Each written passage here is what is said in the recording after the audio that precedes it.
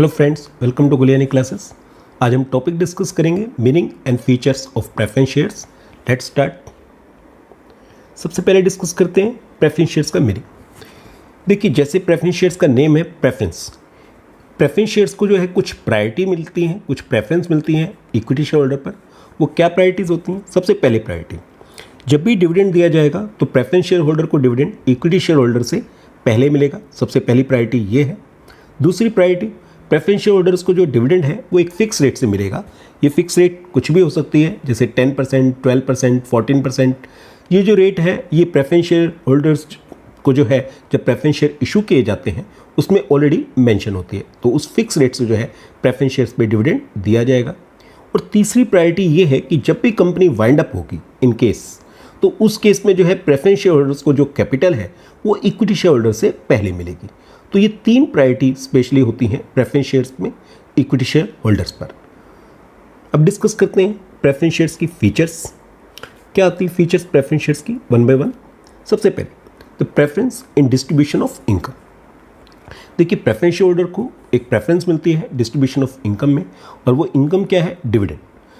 जैसा हमने पहले डिस्कस किया कि प्रेफरेंस शेयर होल्डर को डिविडेंड इक्विटी शेयर होल्डर से पहले मिलेगा। सबसे पहले जो है कंपनी के जो प्रॉफिट्स होंगे उसमें से डिविडेंड प्रेफरेंस शेयर होल्डर को दिया जाएगा, और उसके बाद अगर कुछ बचेगा तो वो डिविडेंड जो है इक्विटी शेयर होल्डर को दिया जाएगा। हाँ, इसके लिए ये जरूरी है कि कंपनी के पास जो है सफिशिएंट प्रॉफिट्स हों और जो बोर्ड ऑफ डायरेक्टर्स हैं वो उस डिविडेंड को रिकमेंड करें। अगर बोर्ड ऑफ डायरेक्टर्स रिकमेंड करते हैं तभी डिविडेंड मिलेगा प्रेफरेंस शेयर होल्डर को। इसके अलावा अगर प्रेफरेंस शेयर्स जो हैं वो नॉन क्यूमुलेटिव हैं, उस केस में जो है कंपनी को जो डिविडेंड है वो प्रेफरेंस शेयर होल्डर को अगर कंपनी डिक्लेयर करेगी तो प्रेफरेंस शेयर होल्डर को डिविडेंड मिलेगा। अगर कंपनी डिक्लेयर नहीं करती तो वो जो डिविडेंड है वो लैप्स हो जाएगा, वो आगे कैरी फॉरवर्ड नहीं होगा।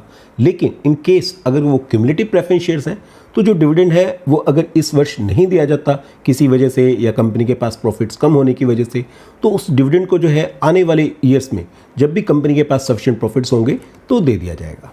तो ये प्रेफरेंस मिलती है इनकम में प्रेफरेंस शेयर होल्डर को over equity share holder. Second feature जो आती है वो आती है repayment of capital. Preference share holder को डिविडेंड के तौर पे तो प्रेफरेंस मिलती है, साथ में कैपिटल की रीपेमेंट में भी प्रेफरेंस मिलती है। अगर मान लीजिए कल कंपनी वाइंड अप हो जाती है, किसी वजह से बंद हो जाती है, तो कंपनी की जो भी असेट्स लिक्विडेट होगी उससे जो अमाउंट आएगा उसमें सबसे पहले जो है इक्विटी शेयर होल्डर से पहले प्रेफरेंस शेयर होल्डर को पे किया जाएगा। अगर उसके बाद कुछ बचता है तो इक्विटी शेयर होल्डर को पे किया जाएगा। लेकिन यहाँ पर ये बात ध्यान देने वाली बात है कि प्रेफरेंस शेयर होल्डर को उनके प्रेफरेंस शेयर्स की फेस वैल्यू के बराबर ही या जितना उन्होंने इन्वेस्ट किया है उतना अमाउंट ही जो है उनको वापस किया जाएगा। अगर कंपनी के पास जो है प्रेफरेंस शेयर होल्डर की पेमेंट करने के बाद और इक्विटी शेयर होल्डर की पेमेंट करने के बाद भी कुछ बचता है तो उस एक्स्ट्रा सरप्लस फंड्स में जो है प्रेफरेंस शेयर होल्डर पार्टिसिपेट नहीं कर सकते।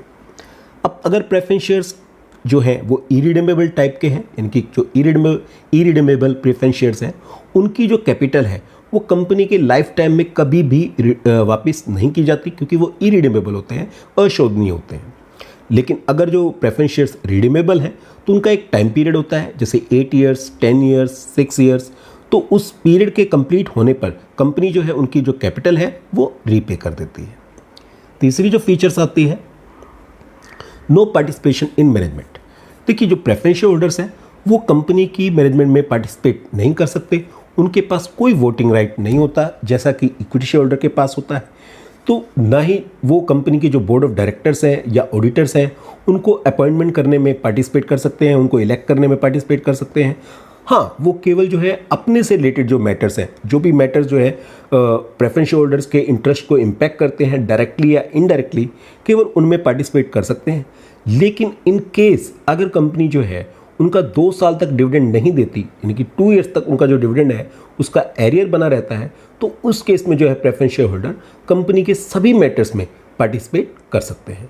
तो ये तीन जो है स्पेशल फीचर्स होती हैं प्रेफरेंस शेयर होल्डर्स की। दोस्तों, अगर आपने इस चैनल को सब्सक्राइब नहीं किया है तो इस सब्सक्रिप्शन बटन को दबा के जरूर सब्सक्राइब करिए। अगर आपने हमारा प्रीवियस वीडियो लेक्चर नहीं देखा है तो इस लिंक को क्लिक करके आप हमारा प्रीवियस वीडियो लेक्चर देख सकते हैं। साथ ही आप हमारे प्लेलिस्ट लिंक को क्लिक करके अब तक के हमारे सारे वीडियो लेक्चर देख सकते हैं। तो मिलते हैं दोस्तों एक नए वीडियो लेक्चर के साथ बहुत जल्दी। Thank you.